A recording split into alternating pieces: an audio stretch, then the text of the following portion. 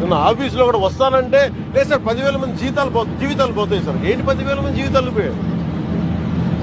Court ఉన్నదేంటి మీరు కూర్చోబెట్టి స్మగ్లింగ్ చేయడానిక? Seize the ship. Any pressure comes from central government. Seize the ship.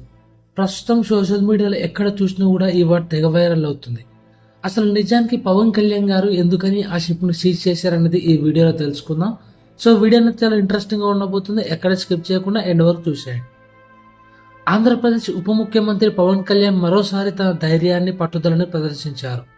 Kakinada పోర్టులో అక్రమ రీతిలో ఎగుమతి అవుతున్న పీడీఎస్ బియ్యాన్ని గుర్తించి తక్షణం చర్యలు తీసుకున్నారు. నవంబర్ 29, 2024 పవన్ కళ్యాణ్ మరియు నాదెండ్ల మనోహర్ కాకినాడ పోర్టును సందర్శించారు. అక్కడ ఒక పనామా జెండా కలిగిన స్టెల్లా ఎల్ అనే నౌకలో 38,000 మెట్రిక్ టన్నుల బియ్యం ఉన్నట్లు గుర్తించారు. అందులో 640 మెట్రిక్ టన్నుల పీడీఎస్ బియ్యం అని ధృవీకరించారు. ఈ బియ్యం ప్రభుత్వం పేదల కోసం ఉచితంగా సరఫరా చేసే పీడీఎస్ ద్వారా సంక్రమించినది. దీన్ని అక్రమంగా సేకరించి పశ్చిమ ఆఫ్రికా దేశాలకు 73 రూపాయలకు కిలో ధరకు ఎగుమతి చేస్తుండడం బయటపడింది. ఈ ఉచిత బియ్యాన్ని ఎగుమతి చేయడం ద్వారా భారీ లాభాలు సంపాదిస్తున్నారు. పోర్ట్ అధికారుల నిర్లక్ష్యంపై పవన్ కళ్యాణ్ తీవ్ర విమర్శలు చేశారు. అక్రమ బియ్యం రవాణా స్మగ్లింగ్ మాత్రమే కాదు, ఇది డ్రగ్స్, అంతకవాద సామాగ్రి వంటి ఇతర ప్రమాదకర వస్తువులు రవాణాకు మార్గమయ్యే అవకాశం ఉందని హెచ్చరించారు. దేశ భద్రతకు ఇది పెద్ద ప్రమాదమని వ్యాఖ్యానించారు.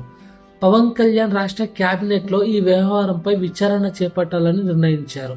సిబిఐ లేదా సిఐడి ద్వారా ఈ వ్యవహారాన్ని పరిశీలించి నిందితులపై కఠిన చర్యలు తీసుకుంటామని హామీ ఇచ్చారు. పవన్ కళ్యాణ్ దీక్షతో ఈ పెద్ద స్థాయి స్మగ్లింగ్ గుట్టురట్టు చేయబడింది. ఇది తన అభిమానులను మాత్రమే కాకుండా రాష్ట్ర ప్రజలందరికీ ఒక స్పష్టమైన సందేశం. ప్రభుత్వ నిధులను దుర్వినియోగం చేసేవారు ఎంతటి శక్తివంతులైనా వారు తప్పించుకోలేనని పవన్ కళ్యాణ్ గారు తెలిపారు. మీరు ఈ వార్తపై ఏమనుకుంటున్నారు? పవన్ కళ్యాణ్ చర్యలను మీరు సమర్థిస్తారా?